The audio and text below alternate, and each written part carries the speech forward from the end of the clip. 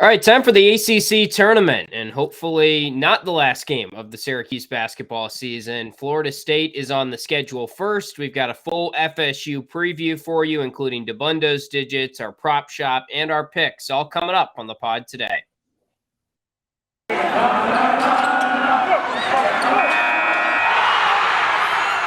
You are Locked On Syracuse, your daily podcast on the Syracuse Orange, part of the Locked On Podcast Network, your team every day.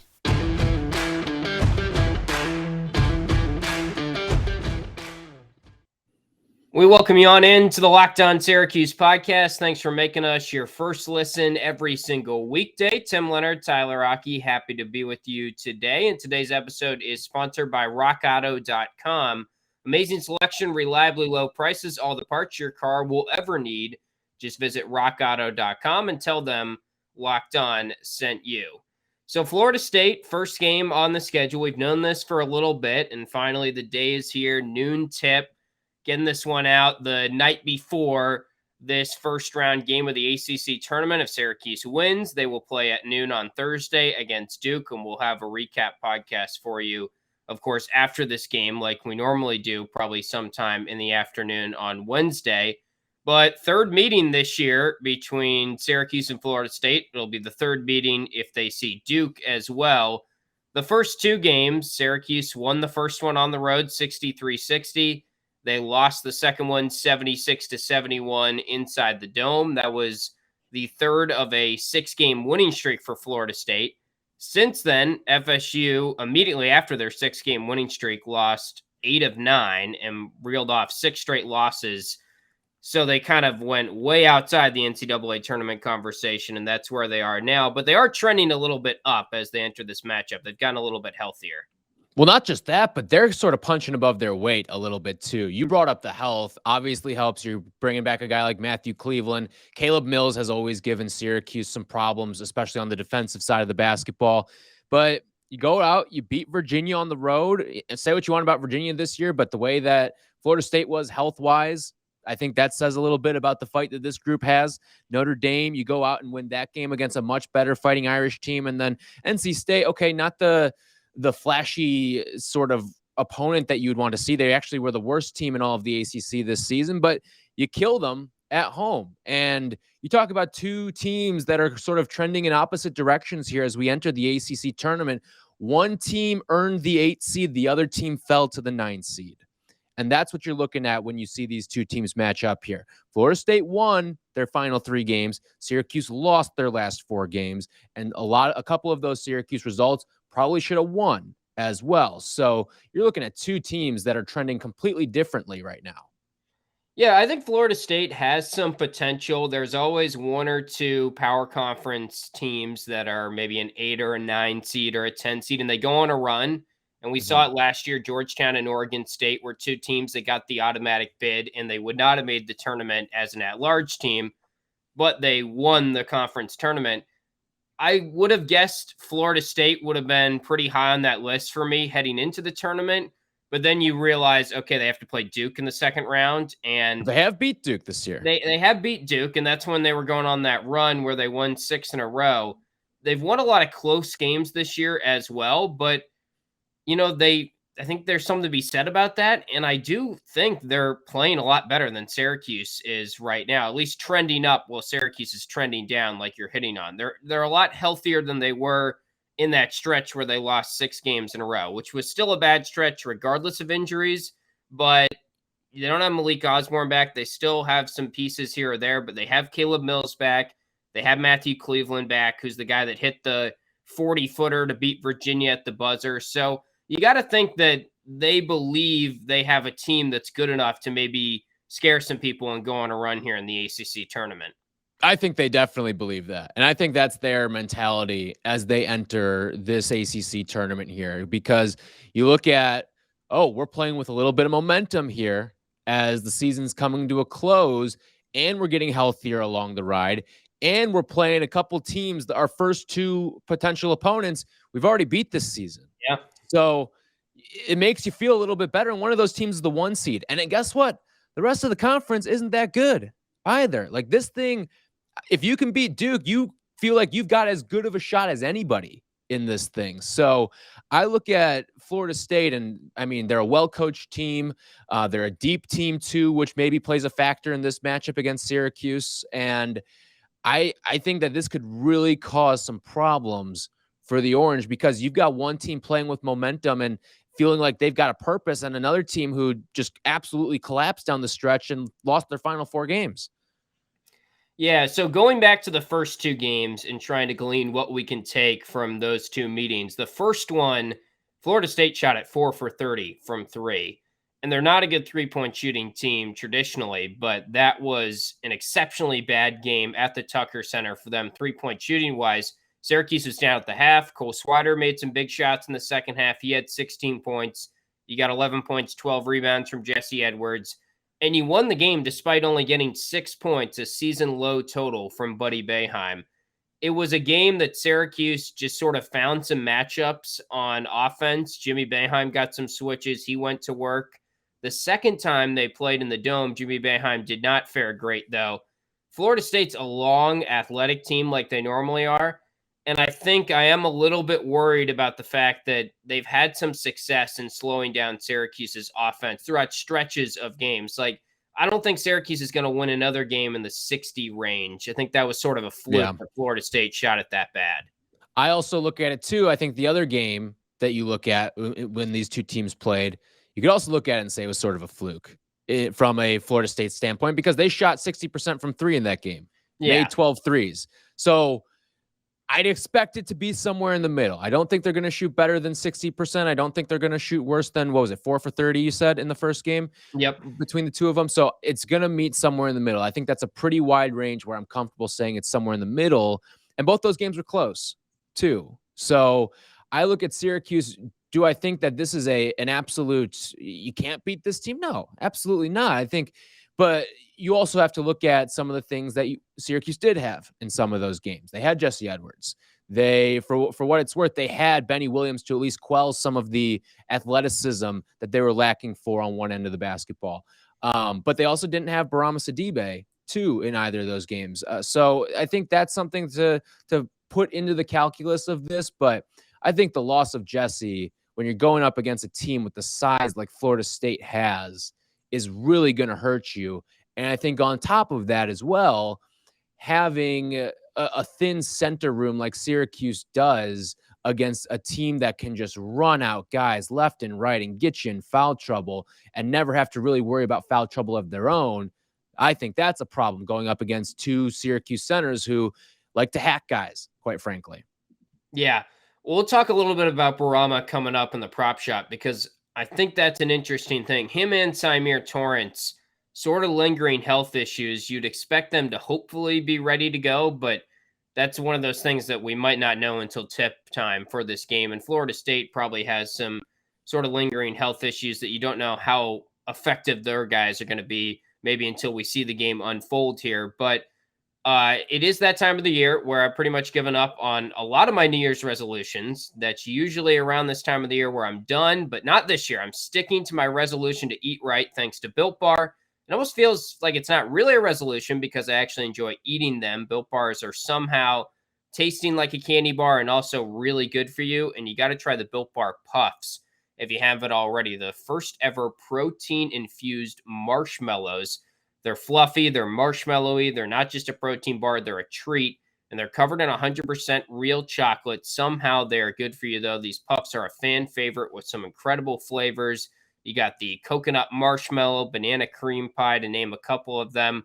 All Built Bars are low in calorie, high protein. You replace your candy bars with these. They are better. A typical candy bar can be anywhere from 200 to 300 calories. Most Built Bars contain 130 calories and 17 grams of protein. So go to built.com, use promo code LOCKED15, get 15% off your order. Again, use promo code LOCKED15 for 15% off at built.com. Man, do I love March Madness, and I love those brackets, but I can't remember the last time I actually went deep or even won any money from them. Think about all the times you do so well through the first 2-3 rounds, but you miss out on the champion along the way. That's why we're hedging our bets this year and using Stat Hero's NCAA Pick'em contest. Stat Hero's NCAA single game Pick'em pit the star players against each other in an amazing hybrid between fantasy and sports gambling. Take control back from those handicappers that always seem to have the advantage and start focusing on the players you know best with a gameplay that doesn't rely on big spreads, long odds, or funky props. Stat Hero gives you the advantage, resulting in their gamers winning 4 times more often. Why? Because Stat Hero eliminates the mystery about who or what you are going up against. And in addition to their pick'em games, they also have dozens of lineups you can comb through to take on head-to-head. They simply post sets of players for you to take on with a set of players you choose from. Stat Hero is the fastest and easiest way to get your sports action fix. The simple, sleek gameplay will have you playing in minutes, and this is exactly what daily fantasy is meant to be. So sign up for free right now at stathero.com/lockedon and use the promo code LOCKEDON for a 100% deposit match. That's stathero.com/lockedon. Use promo code LOCKEDON for a 100% match. Stathero.com/lockedon, promo code LOCKEDON. Terms and conditions apply. So diving into the prop shop and continuing to preview Florida State here, we talked about the three-point shooting. I think that's going to be a key again in this game. They're probably, like you said, going to fall somewhere between the really bad shooting back in early December and their really good shooting in the middle of January. It is sort of interesting that Syracuse is playing Florida State for the third time. And it feels like this is the third different Florida State team they've seen. Like back in December, they were really figuring things out. They were fresh off almost losing to Boston University in overtime. It was a good time to play them. Then you played them in the middle of January and things were trending. It was right before they beat Duke. They're on this long winning streak. They looked like an NCAA tournament team. This team is probably somewhere in the middle of that. So I would assume they'll probably be somewhere in the middle of that three-point shooting wise. We'll set the number for three-point shooting at 8.5 threes for Florida State. Are you thinking over or under for that? I'm going to go with the under. And I think part of that is I think sometimes when you play that first game of the ACC tournament slate, that noon game, things can get a little sleepy early on. I mean, like we saw the first game of the ACC tournament today between Pitt and BC. Now, again, it's Pitt and BC, but final score was 66-44. Sometimes the offense can be a little tough to come by. I'll go with the under. I think it's more of a timing issue than maybe a Florida State offensive prowess or a Syracuse lack of defensive prowess issue, but I will go with the under on the Florida State 8.5. Florida State, by the way, shooting the three ball 34.2% on the season. That's 147 in the country. They also are not very good at defending the three. 37% is what teams are shooting against them from three. 319th in the country. So I feel like that's kind of where this game's going to be decided. If Syracuse comes out, if their non-Buddy pieces are hitting threes, the Girards, the Swiders, the Jimmy Boeheims, if those guys are knocking down shots, then I think Syracuse probably could even cruise in this game. But it's hard to imagine that because I feel like Florida State, despite being bad on paper, three-point defense-wise, has athletes, has guys that can frustrate a pretty good offensive team. Yeah, I don't think this game is going to be a blowout in either way. I think this is going to be a good basketball game. I think it's going to be closely contested. I think we're going to see some big guys hit some big shots too. Like we saw how Buddy Boeheim sort of flipped a switch once he got into the ACC tournament last year. And for Buddy Boeheim, I mean, this is a guy who's putting on the orange uniform, and same can be said about Jimmy Boeheim. Could be the last time. Yeah. It could be the last time that they wear this uniform that means so much to them and the entirety of their lives so far. So don't be surprised if you see a little extra oomph out of Buddy or Jimmy in this game. Or both. All right. Yeah.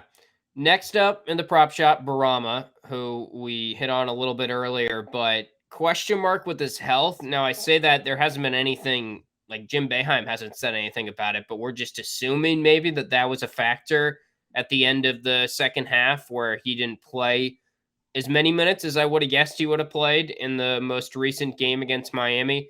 We're going to do a points plus rebounds prop for Barama, set that at over under 9.5. I'm going to take the over here. I think he'll probably play 14, 15 minutes. But he's been pretty effective when he's been out there. So I think he'll get to double figures. I think especially on the offensive end, too. He's well surpassed the point totals that I thought he would put up game to game ever since he came back and really started to be a part of this rotation. I'll take nice offensive plays, like kind of out of nowhere. It's funny because I think this is probably close to, in terms of when he's actually been on the floor, This is probably as close to the unhealthiest as he's been, yet it's the most athletic I think I've ever seen him. And it's some of those moves that he's doing from just outside the free throw line extended, where he's got his back to the basket, and all of a sudden he puts you in a spin cycle and gets to the basket and finishes with a nice little finger roll at the rim. And I've never seen him make those sort of plays, putting the ball on the floor, getting to the rim with purpose. And it almost, like, we always make fun of the Syracuse fans who overhype the Boeheim experience and people who think he's Tim Duncan or something of the sort. But he's made some Tim Duncan-like plays. And that's the funniest part, and the irony, and maybe the crow that I'm eating a little bit when I say stuff like that. But I think this number is going to come down to what he can do rebounding the basketball. And I think there'll be a number of rebound opportunities because, like I said, it can be a little bit sluggish offensively in that first game of the ACC tournament when you're playing at noon. Body clock's a little bit off, your routine's a little bit off. So I'll go with Boeheim to go over that. I think there might be some missed shots, which will obviously lead to rebounds. All right, well, we will make our picks in just a little bit for this game, how we see the game going, some more keys to the game. But first, we got to hand it over to our guy, Anthony Dabbundo, who's going to be at the game at the Barclays Center. Here is Dabbundo's Digits.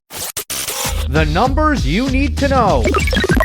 Anthony Dabbundo breaks down the biggest stats for this week's Syracuse matchup. Everybody! Dabbundo's Digits. If you ain't taking stats, get the out the class. On the Locked On Syracuse Podcast. Where you at? Let's go. Welcome to the postseason, and the Orange are back in their favorite noon spot on the Wednesday 8-9 game in the ACC tournament. No Greensboro this year, Brooklyn. And Florida State on paper at the beginning of the season was not a great matchup for Syracuse, but injuries have really derailed their season. Remember back to the first meeting when Syracuse won in Tallahassee? That was more of a matter of the Seminoles missing a ton of open looks, especially from deep. Shot quality said that game should have actually been an 80-71 victory based on the quality of shots taken for Florida State. Interestingly enough, Syracuse actually a bit unlucky in the return meeting at home in the Dome. Had them as a slight favorite to win that game based on the quality of shots, but they came up just short in the final minute, as has been tradition for most of this season for Syracuse. The Seminoles do allow a ton of open threes. Their defense is very aggressive. They try to force turnovers. They press occasionally, but they are bottom 20 in the entire country in allowing catch and shoot and off the dribble threes. They do not guard the perimeter well at all. It's pretty hard to turn over Syracuse as well, normally, unless you're pressing in the final minute and your name is Miami. Florida State can press. They do press occasionally, but not with as much frequency as we've seen from teams in the past. The Seminoles can be exposed defensively when they do press a little bit because of the open threes they allow behind that. The Noles also really struggle to defend ball screens. That's a pretty frequent way that Syracuse looks for offense. They are quite good against isolation, though. They have a lot of length. They guard ISO really well. They take away the rim at a pretty good rate. But like I said, they can be had if Syracuse moves the ball, they use ball screens, and they're able to generate open threes, which I think they'll be able to do quite a bit here. There is some positive regression coming for the Florida State offense. From beyond the arc especially, their expected three-point percentage is actually 3% higher than they've shot at this season, but they're really not a great shooting team. The offense prefers to get out in transition. They are more efficient when they are in transition. They're outside the top 200 in half-court offense, but they are in the top 80 when in transition. They try to do that with quite a bit of frequency. They play at the fourth fastest tempo in the ACC. If they're able to limit turnovers, Syracuse can limit turnovers and transition opportunities. It could be difficult for Florida State to generate offense. Florida State, though, the one big red flag, really two, they are top 40 in offensive rebounding in the country, and they are top 40 in open three rate. So you can already imagine where the problems are going to come for the zone. They can't get rebounds, and they can't prevent open threes from happening. It would not take much for the Seminoles to finally get some positive regression, make some threes, and knock Syracuse out of this tournament. The Seminoles have a ton of length. They are the longest, biggest team in the country, first in height. Part of the reason they defend isolation really well. If the Orange try to win there, they'll probably lose. But if they keep the ball moving, this Florida State defense can break down and will allow open looks. The models disagree quite a bit on this game. Ken Pom has the Orange as a 1-point underdog. Bart Torvik has the Orange as a 2.5-point favorite. Shot quality has this game as a pure toss-up with the Orange 0.2 points better than the Seminoles. I actually think SU is going to be able to limit turnovers and hit enough open threes to win this game. But given the current spread of a pick, Not a ton of value in the number. That being said, I do think Syracuse is going to get their third meeting with Duke.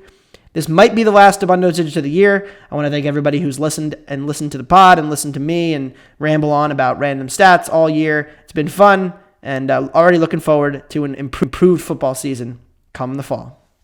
All right, thanks to Anthony Dabbundo, as always. Hope that he has a good time out at the game. Hopefully Syracuse gets him a W. I don't know. I believe Syracuse is 0-2 when Anthony Dabbundo is in the house this year. Third time's the charm.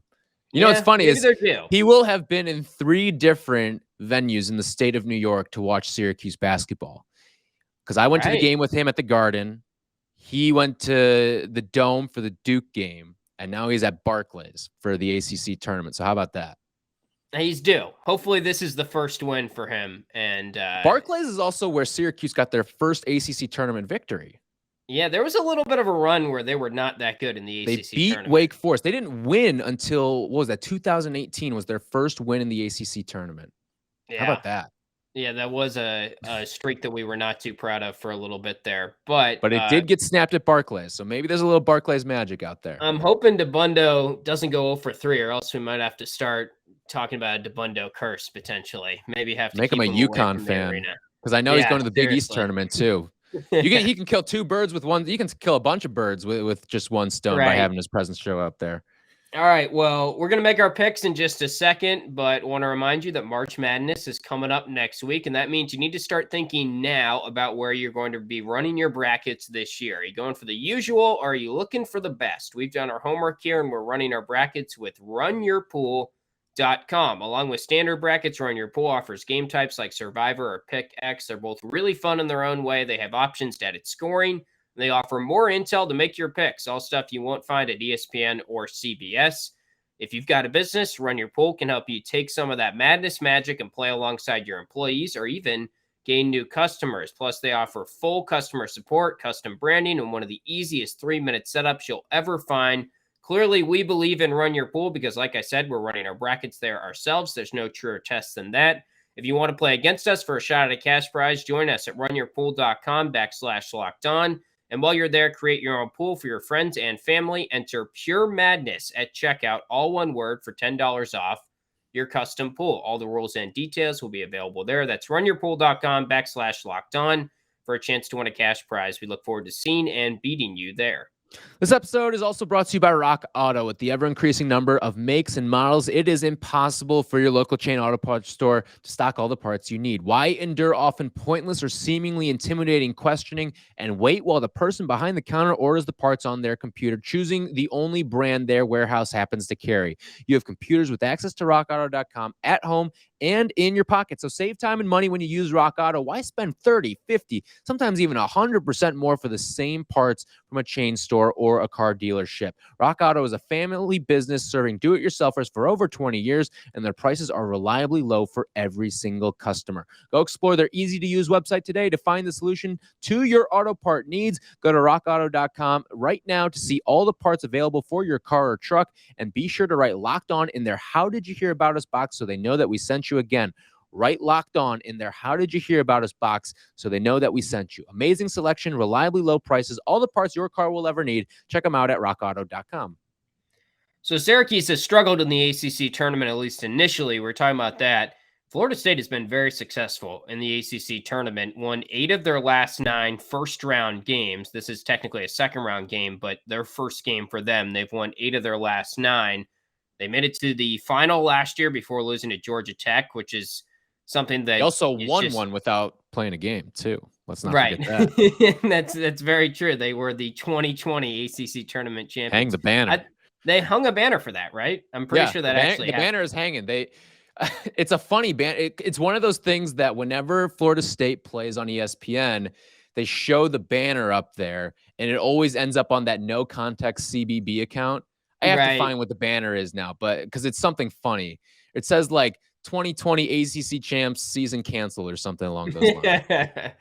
Yeah, I still remember being at that tournament and seeing Swafford walk out, and the whole thing was just hilarious because COVID was the reason they canceled the tournament, but then they were like, oh, let's all huddle up and have a speech around the trophy here and make sure that we are rubbing elbows with one another. But anyway. So here's the banner. I just pulled it up on Google Images real quick. It says it's the Florida State logo. Then in like the Florida State-ish font, it says NCAA canceled.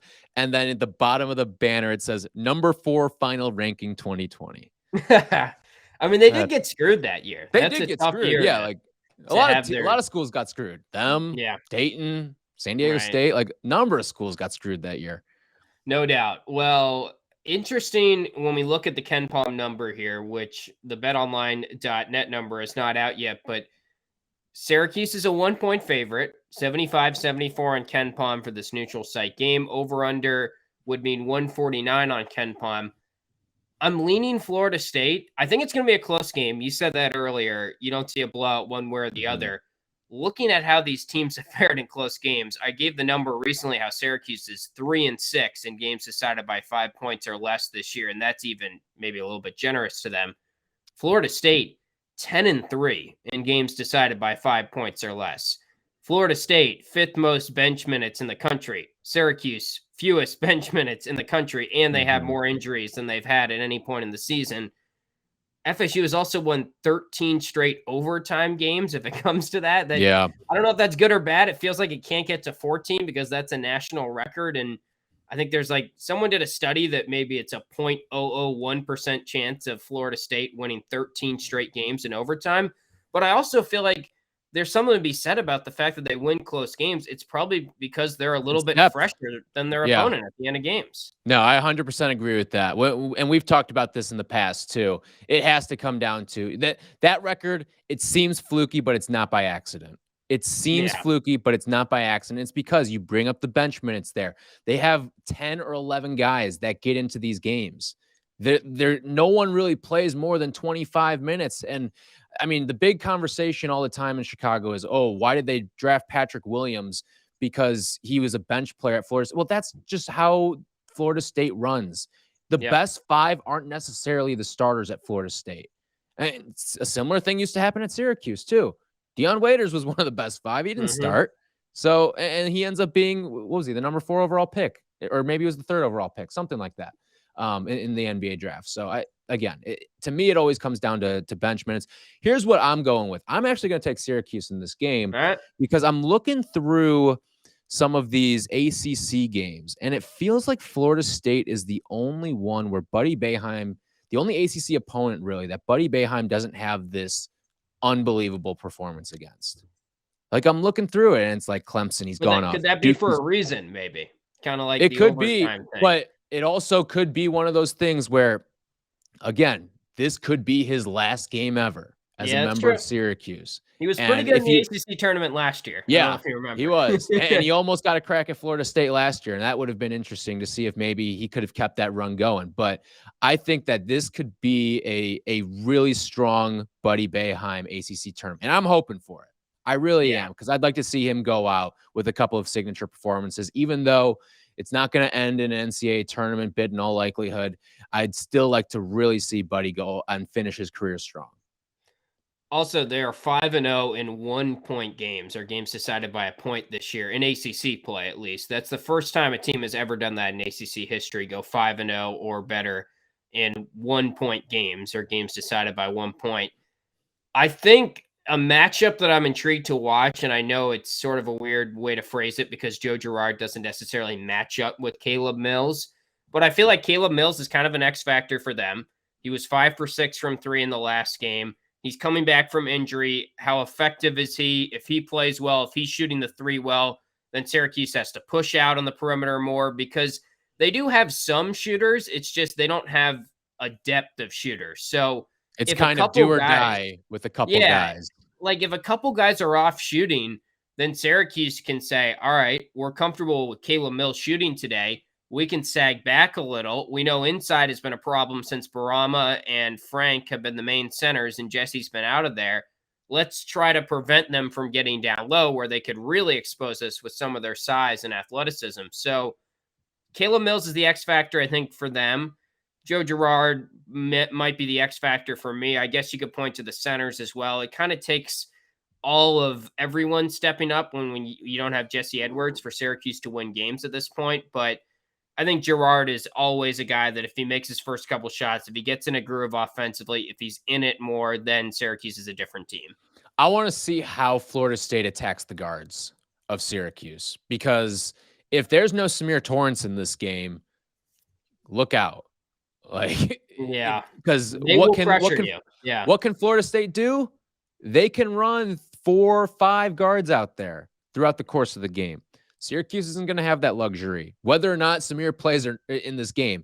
Hopefully he does, because I think that will certainly help this team out, especially from a pressure standpoint and going up against some of the length. And also the fact that Samir has gotten much better at finishing around the basket as well over the course of the season. So I think it's going to be a very good game. At a minimum here, I think you're going to see a hard-fought game from both of these teams, because I think there's some external storylines too, some external motivation that is going to play into this. I think Florida State is a team that thinks that they can be a bid stealer. I really do. And I think that Syracuse thinks that, at least in the minds of Buddy Boeheim, he still has something to prove. He heard all the haters that came out and said, you didn't deserve to be all ACC first team. You didn't deserve this, nepotism, this, all that.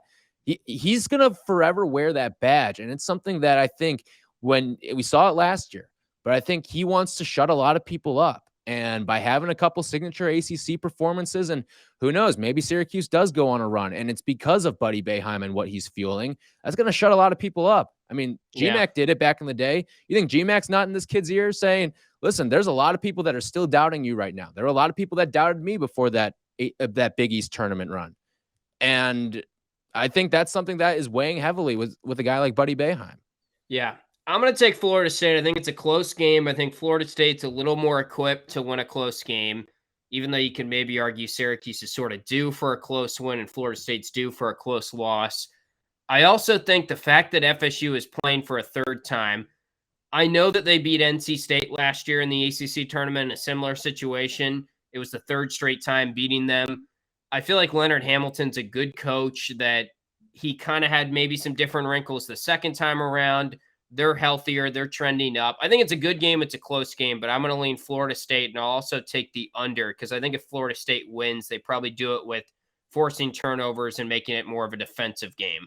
Yeah, I think regardless of who wins this game, I think the under does hit. Kind of like I mentioned earlier, it's that early Wednesday game. You're not really in your rhythm. We've seen some of these early games go a little bit lower scoring. It's like the Christmas Day unders, right? For the NBA, it's like just that your body clock's all off when you're playing those afternoon games too. So I'll go with the under as well on 140. And that's just a big number too for two teams that one team I think has a little bit more of defensive prowess. One's got more offensive prowess. They're kind of inverse of each other.